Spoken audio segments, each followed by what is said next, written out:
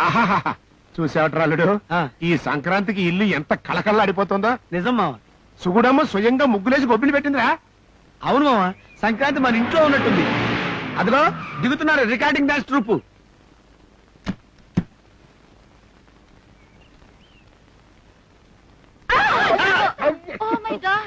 కాస్తులో పడేదాన్ని. పడితే నీ సమయం పోయింది, ఖర్చు మేము బాగు చేయించుకోవాలి.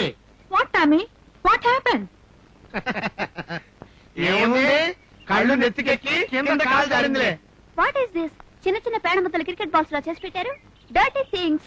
వీటిని పేడ ముద్దలు అనరు, గొబ్బిళ్ళు అంటారు. పెంకుటిళ్ళని విన్నాను, పూరిళ్ళని విన్నాను. గొబ్బిళ్ళంటే ఇవేమైనా ఇళ్ళ? నీ పాడెగత్త, ఇవి ఇళ్ళు కాదు, నీ బొళ్ళు కాదే.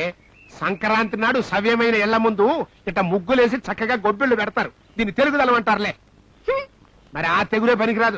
తెగ ఊపుకుంటూ వెళ్తుంది. Aunty, hi baby. Aunty, what is Sankranti?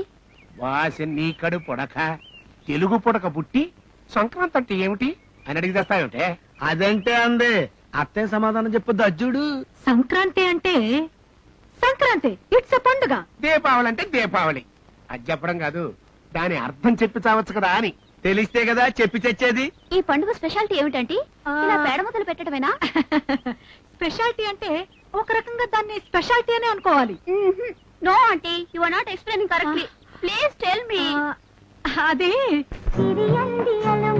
Sankranti Lakshmi పరుగించి మా ఇంట కొలుగుండగా గొప్పియలా అలరించి పూజ చేసి ప్రతి ఏట జరిపేము ఈ పండుగ. రత్నాలు రవళించు రంగవల్లులతో హృదయాల ఉప్పొంగు పాల నవ్వులతో విరిసేటి మా ఇల్లు ఇల స్వర్గమే, నిత్తింత విరిసేను అనురాగమే. చాలాపు, అర్థం పర్థం లేకుండా పేడ ముద్దలు పెట్టి పైగా పాట కూడానా? ఏదో సంక్రాంతి అంటే నీకొక్కదానికి తెలుసున్నట్టు గొంతెత్తా కేకలేమిటి? లోపలికెళ్ళా. Aunty, what's the meaning of the song? Meaning ఏమిటి నా బొందా? ఏదో నోటుకొచ్చినట్టు కూసింది. అదొక పిచ్చిది, దాని పాట ఒక పిచ్చి పాట. అమ్మా, అర్ధరాత్రి ఇంకా నిద్రపోలేదా? ఈ ఇంటి గురించి, ఇంట్లో వాళ్ళ గురించి తలుచుకుంటే నిద్ర ఎలా వస్తుందిరా? ఏం జరిగిందమ్మా? పండగ పూట నా స్నేహితురాలి ముందు అవమాన పాలైనందుకు సిగ్గుతో తలంచుకున్నాను.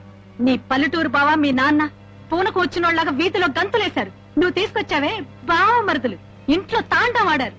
ఆ కుంటోడు నా కాలు మీద కొట్టాడు, నా చేయి తిప్పాడు, నన్ను తోసేశాడు.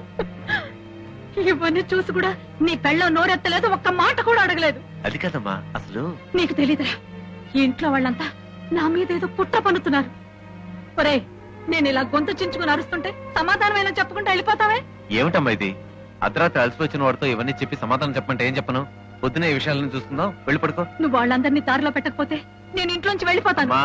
ఆ విషయాలన్నీ పొద్దునే నేను చూసుకుంటా కదా, నువ్వు వెళ్ళి పడుకో ప్లీజ్.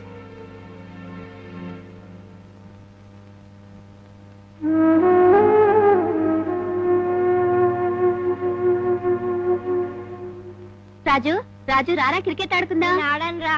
నీతో దెబ్బలాడానని కోపమా? అది కా చిన్న, ఇది నీ ఇల్లు. మీ అమ్మ ఎప్పుడు చూసినా మమ్మల్ని తిడుతూనే ఉంటది. మా అమ్మగారు అడిగితే నేను చెప్తానుగా. రారా ప్లీజ్ ఆడుకుందాం. సరే, నేను బ్యాటింగ్ అయితే ఆడతాను.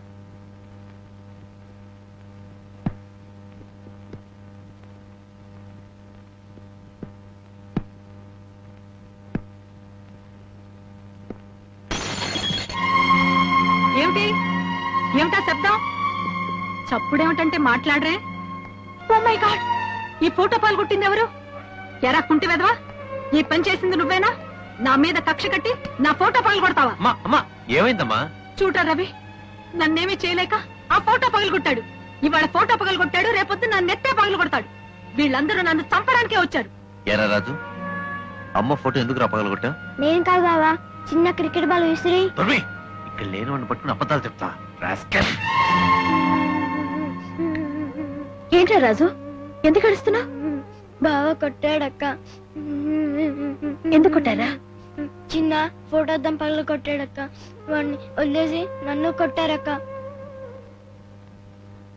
ఏమండి, నా వాళ్ళు ఇక్కడ ఉండటం మీకు ఇష్టం లేదంటే చెప్పండి, అంతేగాని అయిన దానికి కాందానికి పసివాళ్ళని పట్టుకుని హింసించొద్దు. ఏం సుగుణా నువ్వు చెప్పేది? అంటే నా మనసులో ఏదో పెట్టుకుని ఆ పసిపిల్లని కొట్టానంటావా? ఎవరి మనసులో ఏం పెట్టుకుని ఇలా ప్రవర్తిస్తున్నారో నాకు తెలుసండి. నిన్న రాత్రి మీరు ఇంటికి రాగానే ఆవిడ మీకేం నూరు పోసారో నేను విన్నాను. ఏమిటే నూరి పోసాను దంచి పోసానని నా గురించి మాట్లాడుతున్నావు? అమ్మా నువ్వుండమ్మా. ఏమిటా నేనుండేది? ఎవడో తాగుబోతు కనేసి దేశం మీద వదిలేస్తే ఆ దౌర్భాగ్యులు నా ఇంట్లోకి వచ్చి న్యూసెన్స్ చేస్తుంటే చూస్తూ ఊరుకోమంటావా? అత్తయ్య, నన్ను తిట్టండి కొట్టండి, నేను పడతాను. అంతేగాని చచ్చిపోయిన మా నాన్న గురించి మాట్లాడద్దు. పెద్ద గొప్ప వంశం, మాట కూడా అనకూడదు. అంత మాట పడని వాళ్ళైతే తిండికి గతి లేక అనాథ పీనుగుల్లాగా నా ఇంటికి ఎందుకు వచ్చారే? అత్తయ్య, దయచేసి అంతంత మాటలు అనొద్దు. అంతంత మాటలేంటే ఎంత మాటలైనా అంటాను. ఇది నా ఇల్లు, నా ఇష్టం వచ్చినట్టుగా మాట్లాడతాను. ఈ దరిద్రపు గుంపు నా ఇంట్లో చేరి నన్ను అల్లరి పెట్టి అవమాన పాలు చేస్తున్నారు, ఇల్లంతా ధ్వంసం చేస్తున్నారు. ఇదంతా చూస్తూ ఊరుకోమంటావా? ఇంకొక నిమిషం వీళ్ళు ఇంట్లో ఉండడానికి వీల్లేదు. రోడ్డును పడి అడుక్కు తింటారో దేశాన్ని దోచుకు తింటారో నాకు అనవసరం.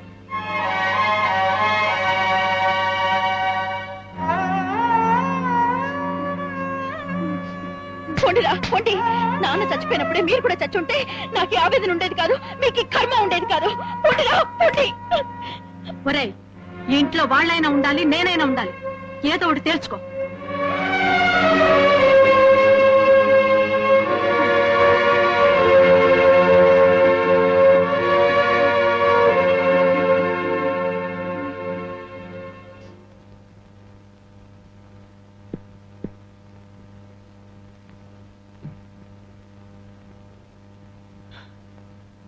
ఏమిటి అలా ఉన్నారు?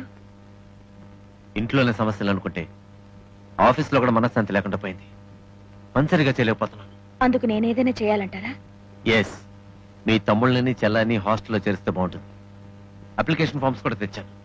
అంటే ఈ ఇంట్లో సమస్యలన్నిటికీ నా చెల్లి తమ్ముళ్లే కారణం అంటున్నారా? కారణం ఎవరని కాదు, నాకు మనశ్శాంతి కావాలి.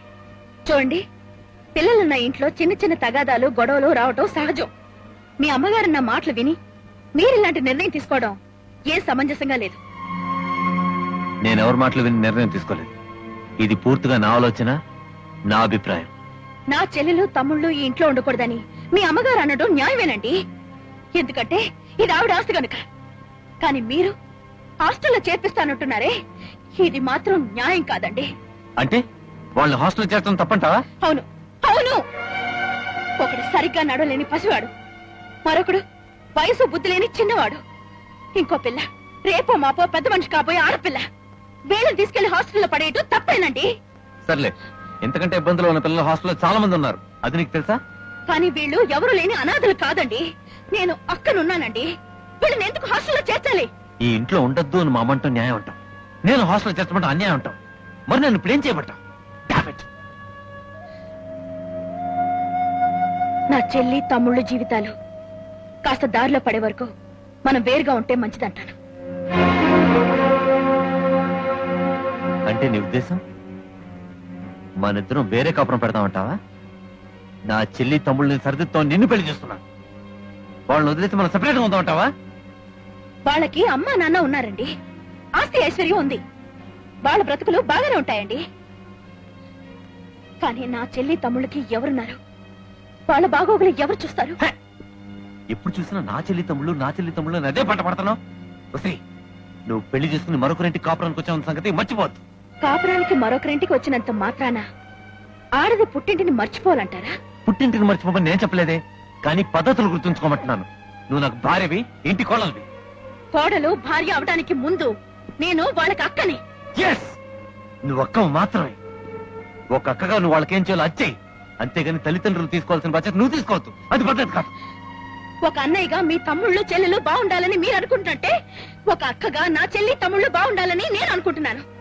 మీకున్న బాధ్యత లాంటిది నాకు ఉంది అంటున్నాను. ఓహో, అందరి భర్తలాగే నేను ఉన్నాను. నా వాళ్ళని నా భార్యని నేను చూసుకుంటున్నాను. అందరిలాగే మీరెందుకు ఉండాలి?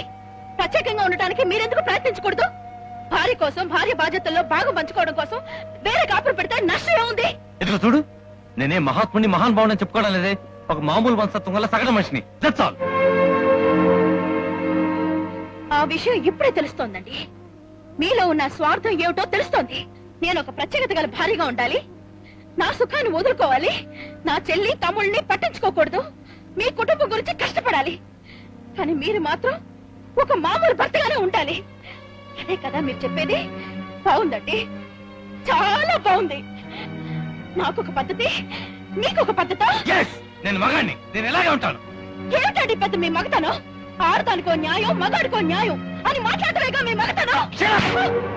చంపేస్తాను ఇంకోసారి ఇలా మాట్లాడాలంటే.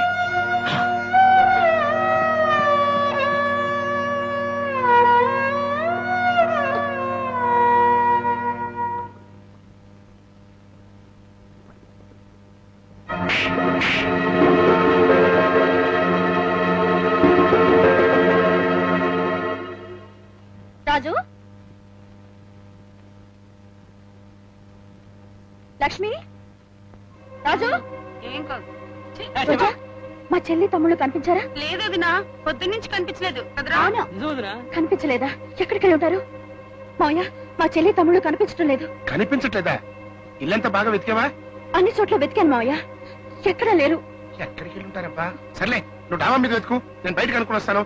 ఒరేయ్ అల్లుడు, ఈ రిక్షా వాళ్ళని అడుగుదాం. ఆగు.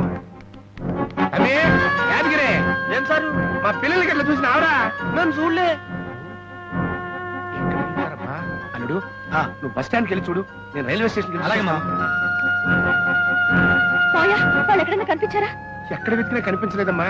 ఆఖరికి మన సెంటర్ లో తెలిసిన రిక్షా వాళ్ళని కూడా అడిగాను, వాళ్ళు తెలియదు అంటున్నారు. అయ్యో, ఏమైపోయారు? చెల్లెమ్మా, నాకు తెలిసిన కూలి ఒకటి చెప్పాడు, గంట క్రితం బస్ ఎక్కి వెళ్ళిపోయారట. అలాగా? ఎక్కడికి వెళ్ళి ఉంటారబ్బా? వదినా, రూమ్ లో ఈ ఉత్తరం దొరికింది వదినా. అక్క, నువ్వు సుఖంగా ఉండాలని నాన్న మేము కలిసి నీకు పెళ్లి చేశాం.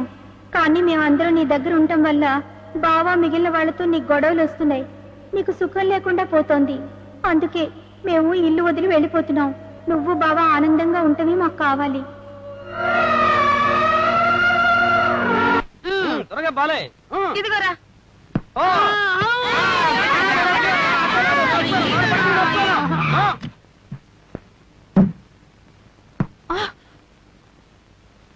స్కూల్ కు టైం అవుతుంటే ఆటలేమిటి? తీసుకెళ్ళడానికి టిఫిన్ లేదు, వేసుకోవడానికి డ్రెస్ లేదు. ఎలా వెళ్ళాలి స్కూల్ కి? టిఫిన్ లేదా? మీ వదిన ఏమైంది? నేనెందుకు చూడాలి? ఇన్ని రోజుల నుంచి మీ కుటుంబానికి చేసింది చాలండి. ఇక నుంచి ఇంట్లో ఏ పని చేయాల్సిన అవసరం నాకు లేదు. తాళి కట్టినందుకు తప్పనిసరిగా మీకు చేస్తాను. ఎప్పుడైతే మా వాళ్ళు వేరు మీ వాళ్ళు వేరు అన్నారో అప్పుడే నా మనసు విరిగిపోయింది. సుగుణ, ఏమిటా మాటలు? ఏదో నేనే నీ చెల్లెల్ని తమ్ముళ్ళని తరివేసినట్టు. అవును, మీరు మీ అమ్మ కలిసి పథకం పన్ని ఆ పసి వాళ్ళని బయటకు తరిమేశారు. మీ మనసులో వాళ్ళ మీద కొంచెం ప్రేమ అభిమానం ఉండుంటే వాళ్ళ ఇల్లు వదిలి వెళ్ళిపోయేవారా? నాకు ఈ పెళ్లి వద్దు వద్దు అంటే వినిపించుకోలేదు మా నాన్న. అసలు నేను ఎందుకు పుట్టానని ఏడుస్తున్నాను. సుగుణ, పుడితే పుట్టాను, కనీసం మగాళ్ళ అయినా పుట్టలేదు. అప్పుడు మీలాగే నేను నా చెల్లి తమ్ముళ్ళని చక్కగా చూసుకునేదాన్ని.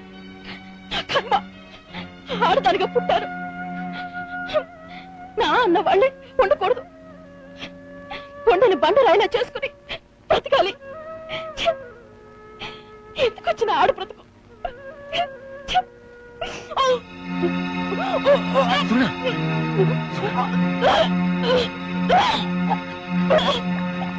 మిస్టర్ రవి, కంగ్రాట్స్, మీరు తండ్రి కాబోతున్నారు. వస్తానమ్మా, వెళ్ళొస్తానండి. Thank you doctor. అమ్మా, నువ్వు నాయనమ్మ కాబోతున్నావు. తల్లైనందుకు ఎంత బాధపడుతుంది, ఇంకా నాయనమ్మైంది అంటే పెదవా. నేను తాతనయ్యానని చెప్పచ్చు కదా. అమ్మా, నువ్వు తాత కాబోతున్నావు. చూడమ్మా సుగుణ, పండంటి మనవని కనిచ్చేసాయి. అచ్చు నాలాగా పెంచుకుంటాను, కానీ ఎల్లరికానికి మాత్రం ఒప్పుకోను. Shut up.